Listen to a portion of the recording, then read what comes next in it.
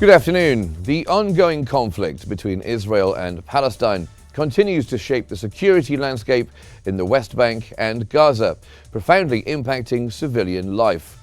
Recent Israeli government decisions to enhance security in the West Bank, alongside a ceasefire agreement with Hamas, reflect a complex interplay of military and political strategies. Understanding the implications of these developments is crucial. This discussion will explore the current security situation, potential plans for land division and annexation, and the reactions from both Palestinians and the international community, shedding light on the future of peace in the region. Welcome to In Depth. As the Gaza ceasefire looms, Israel shifts its focus to the West Bank, raising concerns over escalating military actions and settler violence. On January 16th, Israel conducted drone strikes on the Jenin refugee camp, killing 6 Palestinians, signaling a possible intensification of operations.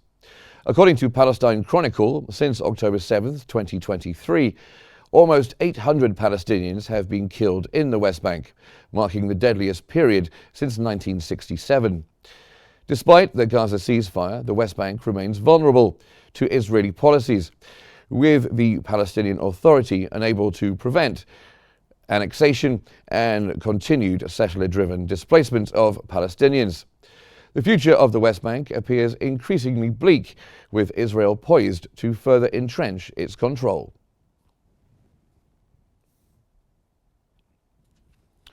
The Israeli government approved a ceasefire agreement with Hamas early Saturday today, paving the way for a 6-week truce set to begin on Sunday. The agreement entails the release of dozens of detainees and hundreds of Palestinian prisoners. The New York Times reported that this agreement marks a temporary halt to the devastating 15-month war in Gaza, which has caused significant loss of life on both sides. Under the truce, Israeli forces will withdraw eastward, while Hamas releases 33 detainees, primarily women and the elderly. However, uncertainty looms over the long-term implications, including the possibility of a second phase of the ceasefire.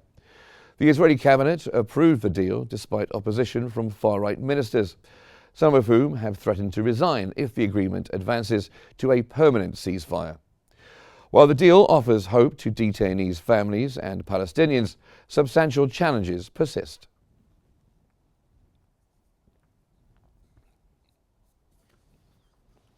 In a notable shift, Israel has heightened its security efforts in the West Bank as the ceasefire with Hamas continues to hold in Gaza. This dual strategy reflects an expanded focus on occupation and territorial control, marked by increased settlement activity and escalating tensions that jeopardize the prospects for a lasting peace.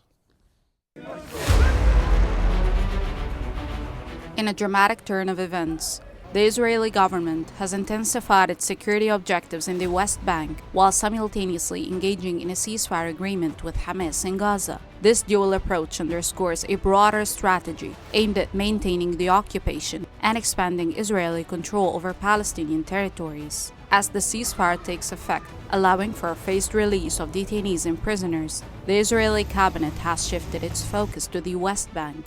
The decision to bolster security operations there signals an intent to tighten Israel's grip on the region, which has experienced escalating violence and settlement expansion. Reports indicate that in 2023, Israel seized more land than in any year over the past 3 decades, reflecting a systematic effort to annex Palestinian territories under the guise of security concerns. The implications of this strategy are profound. Plans to fragment Palestinian territories are becoming increasingly apparent as Israeli authorities approve new settlements and demolish Palestinian homes. These actions not only heighten tensions, but also jeopardize prospects for a lasting peace. Although the International Court of Justice has condemned such practices as unlawful, the Israeli government continues to act, bolstered by far-right political factions advocating territorial expansion. The future of peace in the region hangs precariously in the balance. Each settlement constructed and each home demolished further diminishes the feasibility of a two-state solution. The Israeli government's recent decisions underscore a commitment to policies that many fear are solidifying the occupation, casting a long shadow over hopes for reconciliation and coexistence. Now, joining us on In Depth is Mohammed Ez-Al-Din, the managing editor of Al Ahram newspaper, joining us from Cairo. And we're also joined by Dr. Mohammed Osman, who is an international relations specialist. Thank you very much, both of you, for joining me here on In Depth. We'll start with you, Mr. Ez-Al-Din. What is your assessment of the current security situation in the West Bank and Gaza? Of course, it is a very bad situation for the Palestinians, and the attacks are unstoppable till the first hours of Sunday morning. This is what's planned by the extremist side of Israel, and the operations taking place on the ground being carried out by the Israeli forces. So the West Bank is witnessing a very bad situation, and the situation in Gaza is catastrophic. The essentials of life are really lacking, and there is a huge volume of destruction of 15 months of attacks and destroying, demolishing buildings and evacuating most of the Gaza Strip population. It is difficult there to obtain water or food or shelter, so it is a catastrophic situation. And I think with the start of the implementation of the ceasefire, I think the situation will start to get better, especially in the Gaza Strip, which is suffering and struggling, as the people of Gaza are desperately waiting for the 8:30 Gaza time to start the implementation of the ceasefire and the cease of the monetary attack being launched by the Israeli forces. It is a very difficult situation without any life essentials.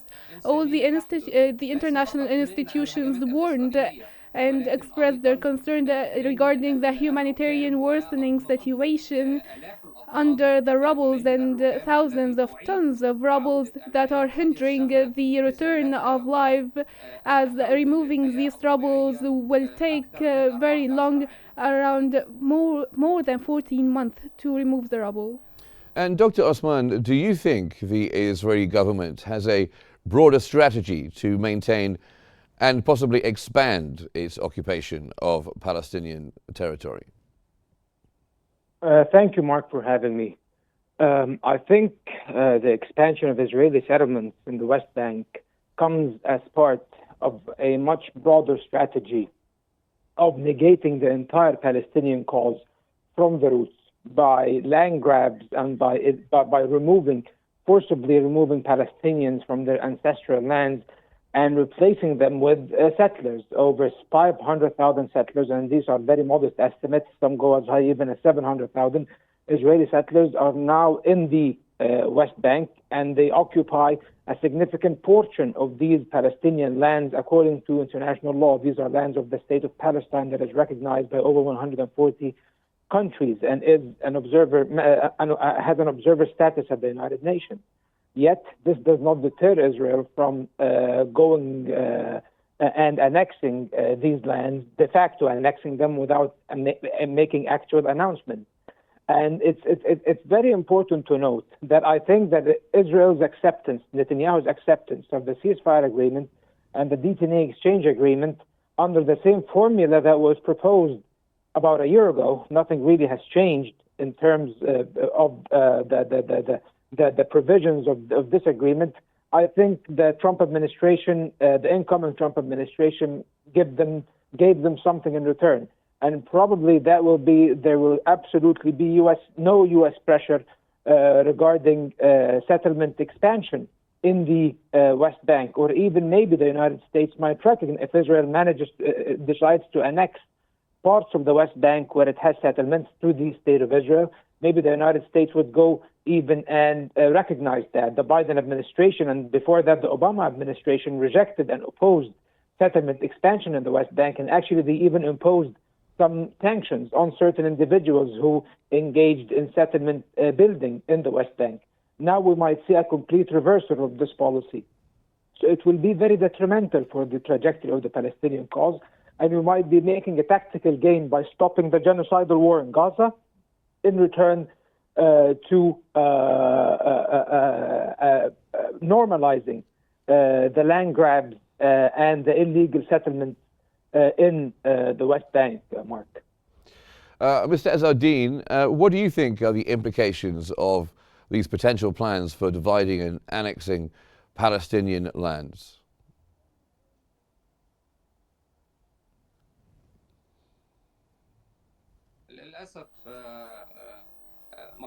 Unfortunately, there has been attempts for the annexation and taking over Palestinian lands, whether for the settlers or evacuating the populations and taking over by the government. This has been going for long years, but the pace of annexation has been increased after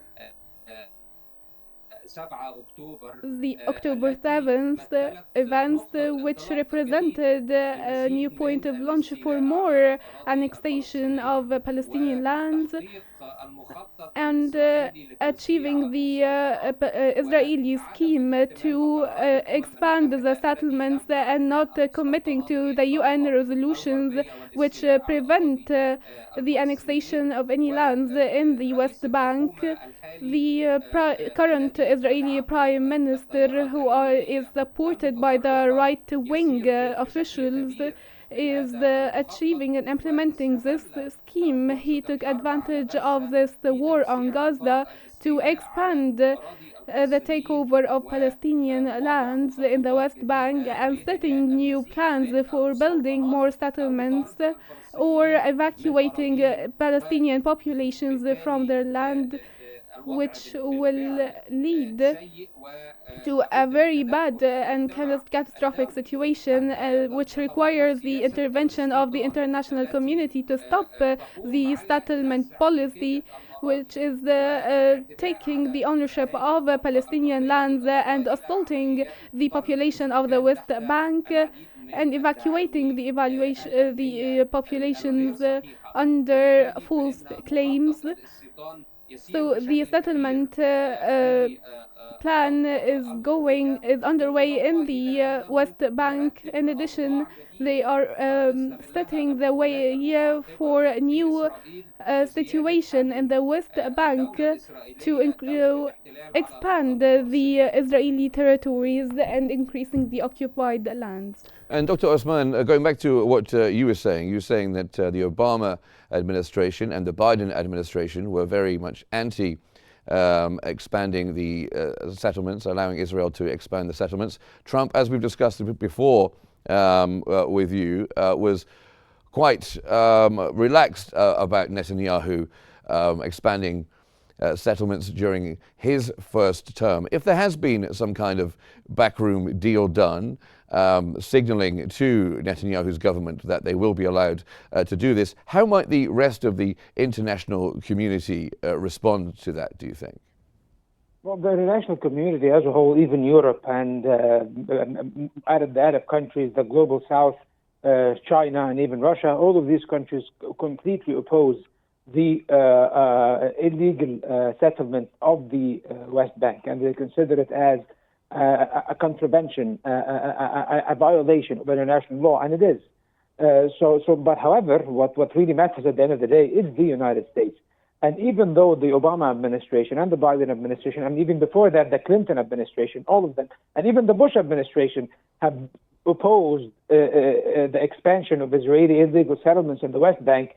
However, they have not taken any strong measures in order to put an end to these violations, because these violations persisted under the watchful eye. However, they were contained and they were not excessive because the U.S. always tried to exercise some sort of pressure.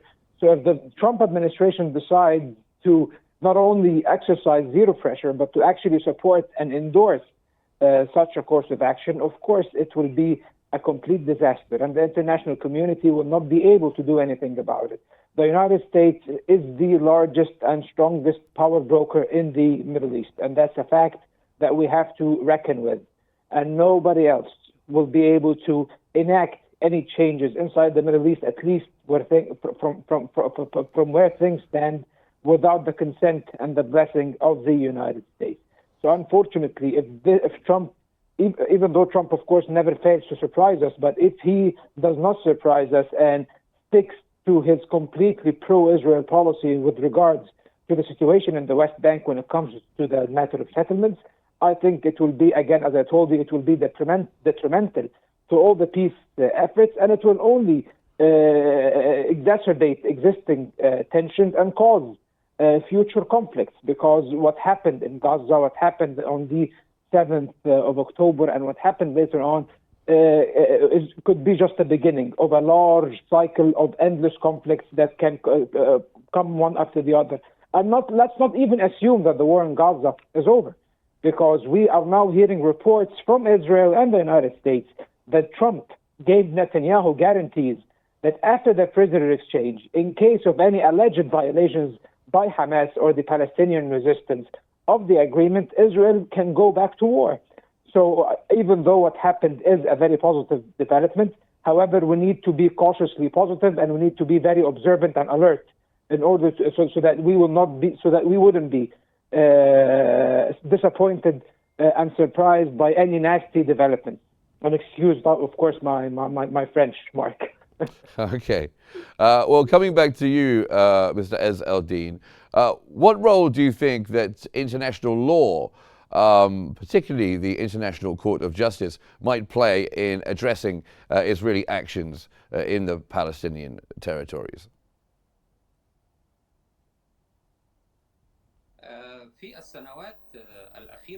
In the recent years, in particular after October 7th and what happened after, including attacks on Palestinian territories and bombing the Gaza Strip, there is a lot of activity witnessed from the ICC, and the resolutions that has issued are very promising, and the international community supports these resolutions. There is a new barrier facing the Israeli aggression on the Palestinian territories. The international community now is required to apply more pressure, whether politically or even threatening with the economic sanctions, especially from the group of states that are directly dealing with Israel. Israel wanted to expand relations with the region states in the future, so the international resolutions are highly effective right now, but what's remaining is the pressure to be applied on the extremist government that is violating each and every international resolution. And there is a support or cover being given by the West, and especially the United States, to stop any international resolutions issued by the United Nations that would oblige Israel to stop any aggressions being committed against civilian Palestinians. The international role is of high importance during the upcoming period, especially the European role in monitoring the implementation of the ceasefire and supervising the access to humanitarian aid to Palestine. Egypt is ready, and there are strategic storages in Arish, hundreds and thousands of trucks ready to enter the Gaza Strip starting tomorrow morning. If everything goes as planned during the next few hours, Egypt exerted a lot of effort during the past period to apply and commit to the resolutions. The commitment of Israel is now very important, as well as the commitment of the Palestinian resistance to end the humanitarian suffering that has lasted for 15 months. We hope for a permanent lasting ceasefire with the second phase of negotiations and the completing the exchange of hostages and detainees and the return of the Gaza population to their lands. Dr. Osman, let's talk about the political factions. To what extent do the political factions within Israel, in particular the far-right groups, influence the government's policies? Who's pulling Netanyahu's strings here? Well, I think Netanyahu is pulling his own strings. However, he is influenced by a variety of external and internal factions and factors. And since you asked me about the internal situation, let's speak of the political factions and parties inside Israel. Of course, an integral part of Netanyahu's governing coalition is the far-right parties. Predominantly, the two far-right parties of the religious nationalist Zionist party of Smotrich and the Yehudit party of Ben Gvir. From what we know, Ben Gvir completely opposes the current deal in Gaza, and even has threatened that he will withdraw from the governing coalition unless he receives assurances that this will not be a definitive end of the war. And probably his resignation will take effect in the next few days. Smotrich, however, believes Trump's pledges and promises and has elected to stay in the coalition. So therefore, still, Netanyahu's government survives. However, I think that he is approaching a political crisis. It's probable that the United States under Trump will not be open to the resumption of hostilities inside Gaza in the next few weeks, even after the 42 days, because the United States, the Trump administration's platform is, foreign policy platform is ending wars and not starting them, and not being obligated to lend resources and financial and military commitments to conflicts abroad, whether in the Middle East or in Ukraine, for example. So now he wants to start his new administration, with the accomplishment of ending the war in Gaza. I don't think he will be very eager for this war to be resumed, unless something drastic happens, of course, or Netanyahu manages to convince him otherwise, as we know that Trump could be very unpredictable or erratic, even sometimes. However, internally, whether the situation means that Netanyahu's governing coalition now is fragile, it is prone to even more divisions. His opponents smell blood. He's a very divisive character in Israel. He nearly compromised the Israeli democratic establishment and the separation of powers by his attempted onslaught on the independence of the judiciary in Israel before the war. And he has even been indicted in corruption cases. So Netanyahu is basically radioactive at this point. And the end of the war in Gaza might be his undoing. However, it will not be the end of far-right extremism in Israel. If anything, what happened in the past year and 3 months will further strengthen and embolden and radicalize the far-right elements of Israeli society, whether the nationalist far-right or the religious far-right, unfortunately. And this will be a huge impediment to any potential peace process in the near future, Mark. Well, thank you very much to both of you. Always great to have your thoughts here on Q News. That was Mohammed Az-Al-Din, the managing editor of Al Ahram newspaper, and Dr. Mohammed Osman, who's an international relations specialist. Thank you very much to both of you. And that brings us to the end of today's episode of In Depth. Thanks for watching, and stay tuned for more updates here on Q News.